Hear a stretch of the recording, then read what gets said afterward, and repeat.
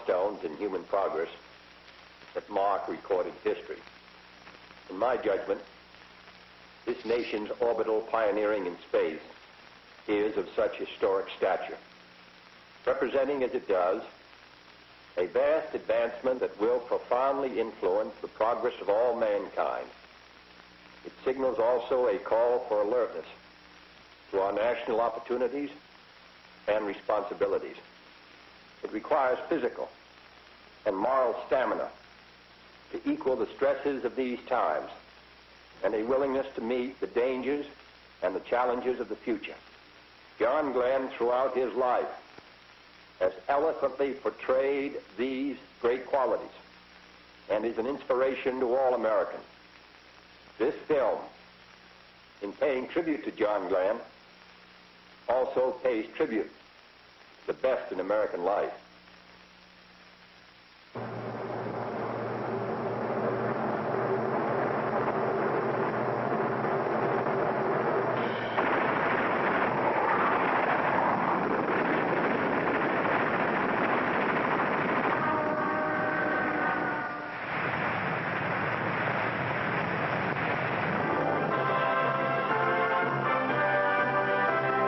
New Concord, Ohio wasn't on many maps until February 20th, 1962.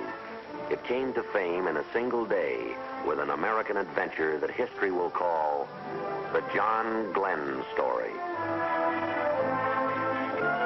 Fashioned in the American image, this pleasant little city typifies a nation's ideal way of life. A man might make a good life here in the circle of family and friends. And a boy might let his imagination soar.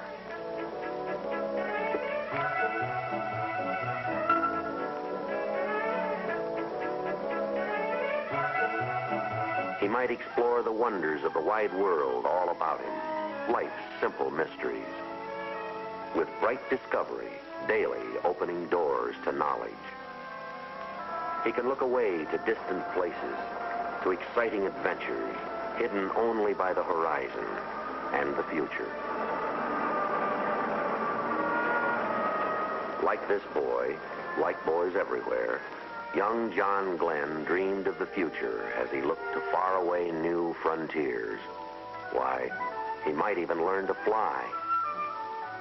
This town and these people, they knew John Glenn as a schoolboy, as a teenager, and as a neighbor. Like Mayor Taylor, they followed his career as he blazed a trail across the high sky. I watched John Glenn grow up from a freckled-faced, red-headed lad into the man you all know today. John's youth and his life today are an example for all Americans to follow. New Concord High.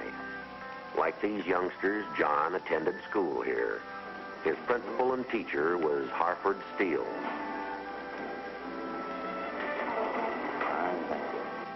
He was an excellent student, and he graduated with honors from our high school. I taught Johnny and hundreds of others that our democracy is a priceless heritage, and that we should preserve, protect, and if at all possible, make some contributions to it. He has made a significant contribution in his mission in space.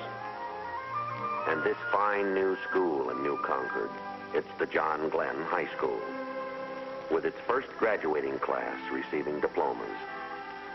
Young John helped his father about this shop when he wasn't in school, or acting as lifeguard in the summer at High Y Camp or at college.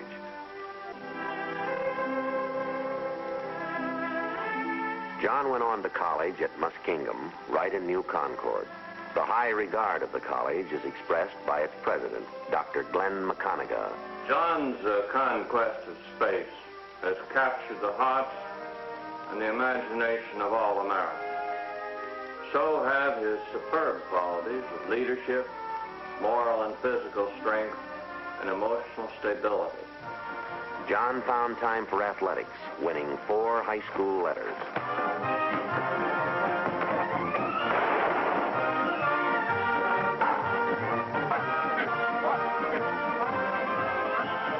Hingham coach, Ed Sherman, recalls John Glenn's athletic record.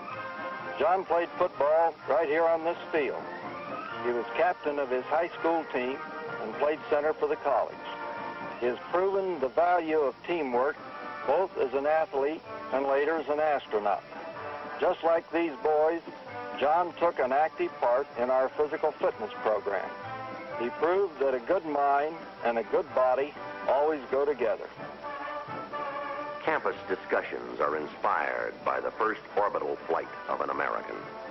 I think that John Glenn, by his flight, has given us an opportunity to see that, well, we have a chance to do something for our nation, too. Maybe I'll even go somewhere sometime. We have the same opportunities that he had. Glenn proved by his flight that there are still many frontiers to be explored and conquered. And that just shows how very vital our education is if our future is to be go. Glenn always had a strong spiritual side, as Dr. Charles Moorhead recalls. John Glenn attended Sunday school and services at this church when he was a boy like Randy Bradley here.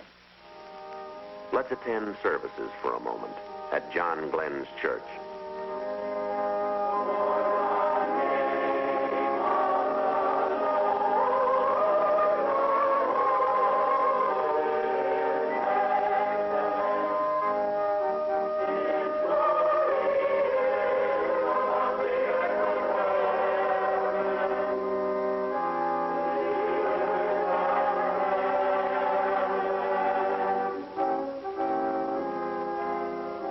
John and Annie were married at this church by Dr. Henry Evans. They made a most handsome couple. John in his Marine uniform, Annie a beautiful, happy bride. They both recognized the importance of the spiritual things of life as well as the mental and physical. The trial is also great for those who wait, as recalled by Annie's parents, Homer and Margaret Castor. Johnny's orbital flight was a real test of courage for Annie, too. She was a very brave girl. Annie had complete faith in the space program, just as she had confidence in everything Johnny set out to do. This house was home for John Glenn. John Glenn Sr. and Mrs. Clara Glenn are gratefully proud of their son's accomplishments. John was fully prepared for his orbital flight, as were the other astronauts and the entire team. In a way, John has been preparing all his life for his venture into space. As a small boy, his idea of a holiday was a visit to the airport. And when he grew up, it was no surprise to us when he decided to learn to fly. Flight commanded young John's major interest. He had to learn to fly. World War II interrupted college. He received his first flying lessons from pilot Harry Clever. This is John's flight record with my comment after his first flight, which was eager to learn, relaxed, alert, and good coordination. He certainly has retained these flight qualities right into outer space.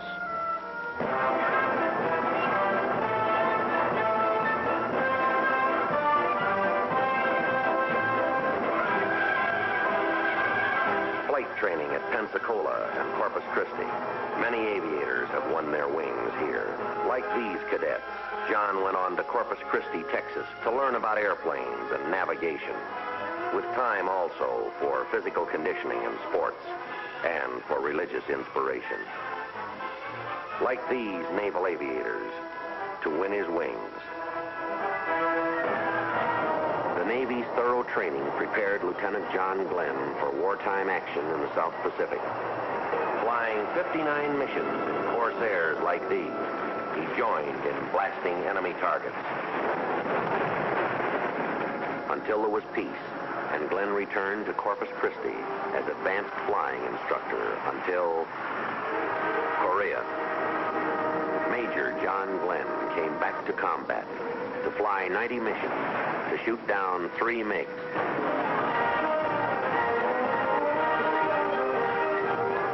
Following Korea, John Glenn came home to flight test the supersonic F-8U Crusader, to flash across the nation, California to New York, setting a supersonic speed record of 3 hours and 23 minutes. with experimental thrusts toward speed and altitude. The limitations of time and distance were being brushed aside as experimental planes like the X-15 launched from its Air Force mothership rocket to record-breaking altitudes and speeds. Unmanned experimental flights and orbits pressed onward until it was time for man to orbit, until the word was go. Chosen from many Americans who answered the president's call, these astronauts dedicated themselves to study, training, and physical conditioning. With Alan Shepard learning about weightlessness as it will be encountered in outer space, and Gus Grissom becoming acquainted with the stress of greatly increased gravity, as Wally Schirra masters manual spacecraft control.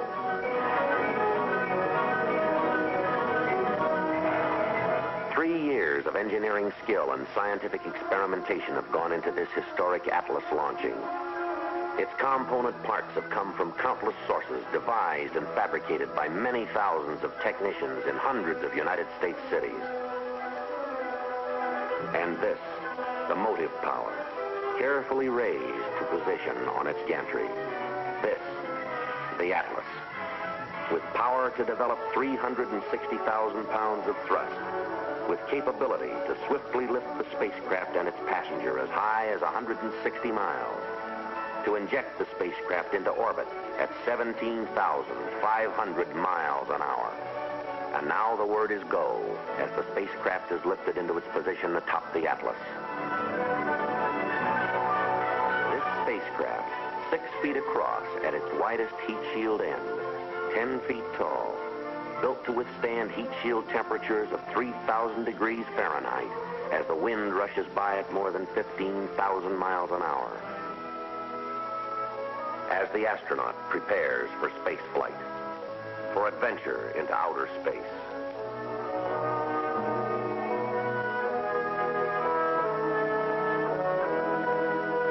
Mercury control waits and watches, with the Atlas standing ready to throb into life. Ready. Friendship 7 is ready. And so is John Glenn.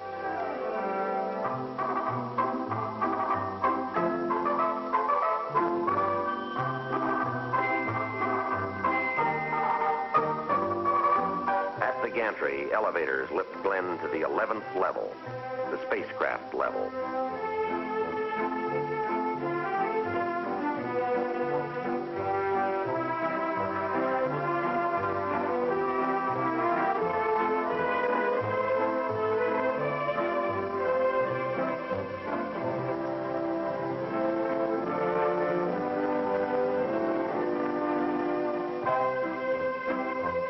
Glenn takes his place in Friendship 7, looking towards the unknown.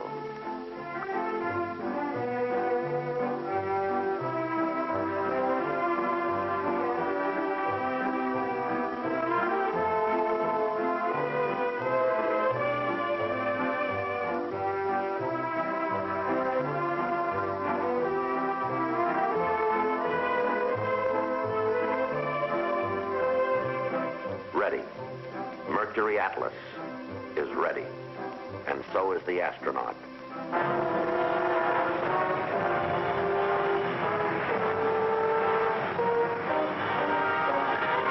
The countdown is underway at Cape Canaveral, as all the world holds its breath, and all the world is witness.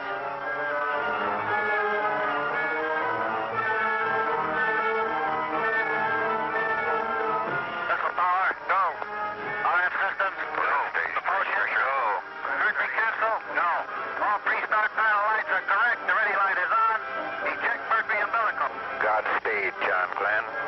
5, 4, 3, 2, 0.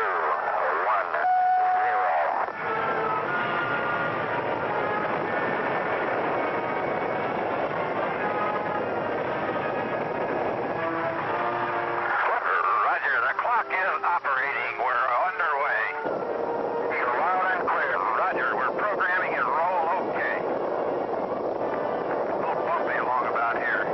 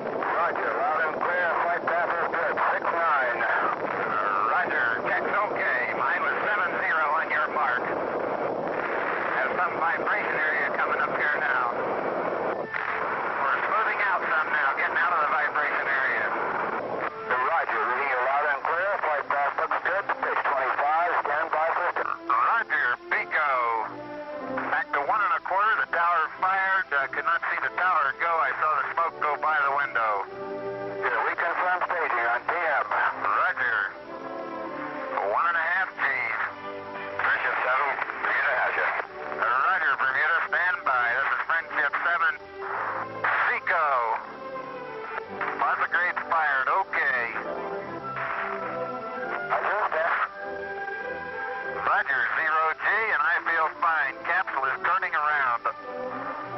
Oh, that view is tremendous. Roger, turnaround has started. Roger, capsule turning around, and I could see the booster during turnaround just a couple of 100 yards behind me. It was beautiful.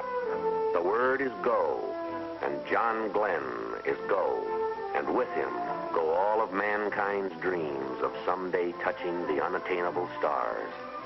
Under a tropic sun, the tracking ship Rosenaught waits and follows his course as he flashes towards the coast of Africa. To John Glenn belongs an awesome panorama of the earth below. Beyond human sight, Friendship 7 makes a slow boat out of the sun as the spacecraft girdles the earth every 90 minutes. Like a shooting star at 5 miles a second, 17,500 miles an hour, John Glenn streaks away from today into the night of tomorrow, racing towards the dawn of yesterday. As Glenn sights the lights of Perth and Rockingham, as he flashes over Australia, across the Pacific, to contact waiting ground stations at Guaymas, Mexico. And California waits as Friendship 7 streaks home to the land of its origin. An unseen comet lining across the United States in 8 lightning minutes of flight. Completing 3 history-making circuits of the globe, John Glenn fires retro rockets to slow the spacecraft, to direct it back to Earth. 5, 4, 3, 2, 1, fire. Roger. Retros are firing. Yeah, baby. Are they ever? It feels like I'm going back toward Hawaii. Then the first ominous note, the first warning of possible disaster. A chilling signal flashes an indication that the capsule's heat shield may be loose. The astronaut might perish like an earthbound meteor in 3,000 degrees of re-entry heat without the heat shield. Strapped over it, the retro pack might hold it in place.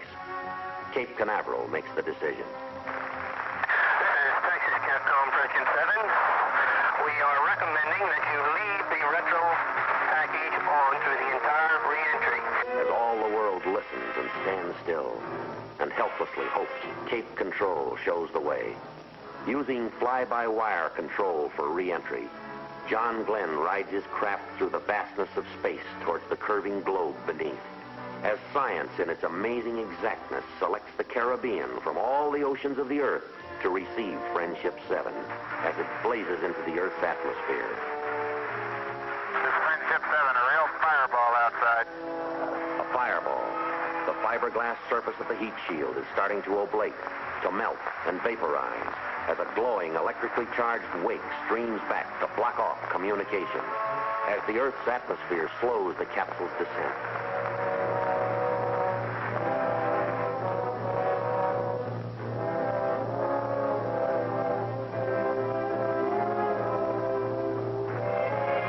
Friendship 7. Stroke is out.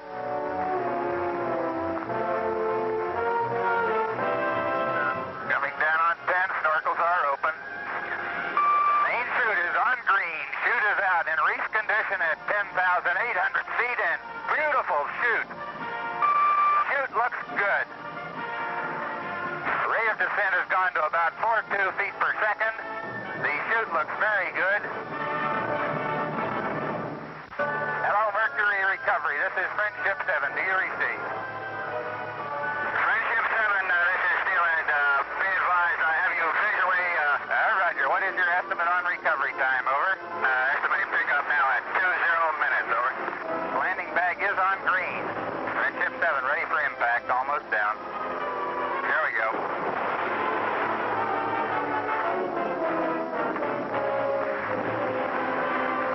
Friendship 7, this is Steelhead. Hold you in the water. What is your condition? Over. Roger. My condition okay. Does the capsule look like it's okay? Over. The capsule looks good from here. Over. Home to Earth comes the Voyager. Transported now to the aircraft carrier Randolph. In 4 hours and 56 minutes, John Glenn has streaked through 3 days and 3 nights and over 81,000 miles. Never a journey so far. Never a traveler so welcomed by the world.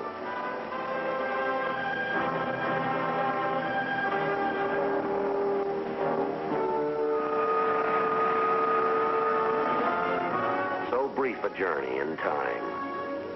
So far the way. So long the hours for those who wait. As Annie Glenn has waited. As all the world has waited. To salute the Glens with Vice President Lyndon Johnson.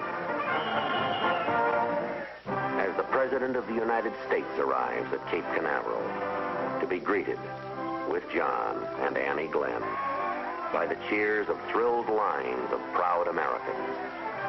In ceremonies at Mercury Control Center, President John F. Kennedy presents the NASA Distinguished Service Medal to astronaut John Glenn. As Annie and Lynn and David Glenn proudly share applause with the other astronauts and with the world. As John's parents learn firsthand about Friendship 7. As does Marine Corps Commandant General David M. Shoup and the President of the United States. And this rainy day in Washington is a happy day as the President and the astronaut arrive to drive through rain-washed, crowd-flooded streets to the White House for a reception as John and Annie Glenn with Vice President Lyndon Johnson greet distinguished guests, including astronaut Alan Shepard. Godspeed, John Glenn. Godspeed into the future. Into even greater accomplishment. Into the hearts of all Americans. Welcome to Washington. Welcome back to this planet.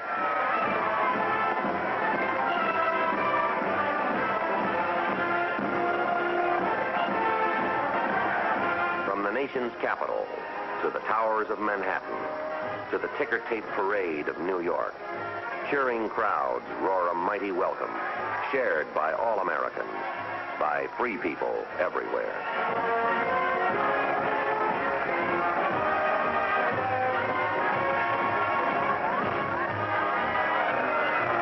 And across the land, the scene is the same, and the heart is the same, as John Glenn comes home to New Concord, Ohio.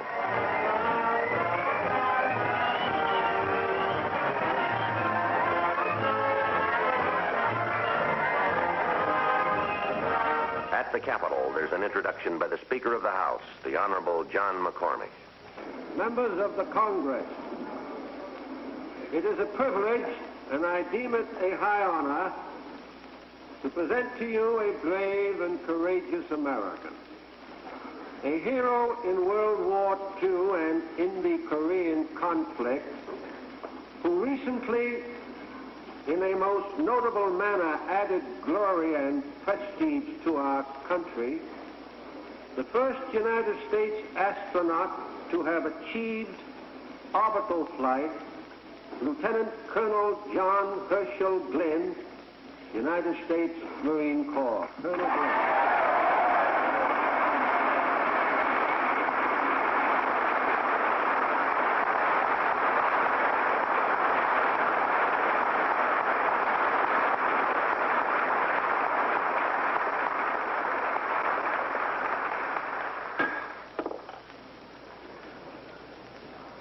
Mr. Speaker, Mr. President, members of the Congress, I am only too aware of the tremendous honor that's being shown us at this joint meeting of the Congress today. This has been a great experience for all of us on the program and for all Americans, I guess, too. And I'm certainly glad to see that pride in our country and its accomplishments are not a thing of the past.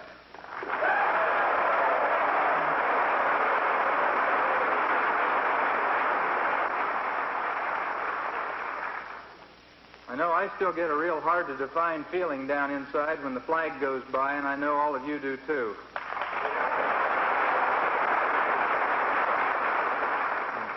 The launch itself was conducted openly and with the news media representatives from around the world in attendance. This is certainly in sharp contrast with similar programs conducted elsewhere in the world and elevates the peaceful intent of our program. Today, I know that I seem to be standing alone on this great platform, just as I seem to be alone in the cockpit of the Friendship 7 spacecraft. But I'm not. There were with me then and with me now thousands of Americans and many hundreds of citizens of many countries around the world who contributed to this truly international undertaking voluntarily and in a spirit of cooperation and understanding. We are all proud to have been privileged to be part of this effort, to represent our country as we have. As our knowledge of this universe in which we live increases, may God grant us the wisdom and guidance to use it wisely. Thank you. And crown thy good with brotherhood, from sea to shining sea. In the pattern of all our free American traditions, John Glenn's trailblazing venture into space has shown the way for human progress, for brotherhood around the world. His story speaks of people and places and industry, of the greatness that is America. It sings of the unselfish aims of a nation striving constantly for peace, directing all its power and persuasion toward the preservation of freedom. In its majesty and magnificence, this is the land. In all their historic greatness, these are the people. And the John Glenn story is their story. It throbs with a nation's restless energy. It soars with the adventurous spirit of Americans everywhere. Across this vast spread land, in all its towns and cities, on all its far-flung farms and ranches, deep in its reaches of forest and plains, of winding roads and rivers, majestic mountains and lakes and sea-lashed shores, people turned their eyes and hearts toward the high sky, sending their hopes and prayers, riding through space with John Glenn in Friendship 7, as all the world watched and hoped, with mankind's wonderment about the universe, finding an approach at last toward fulfillment. In the John Glenn story.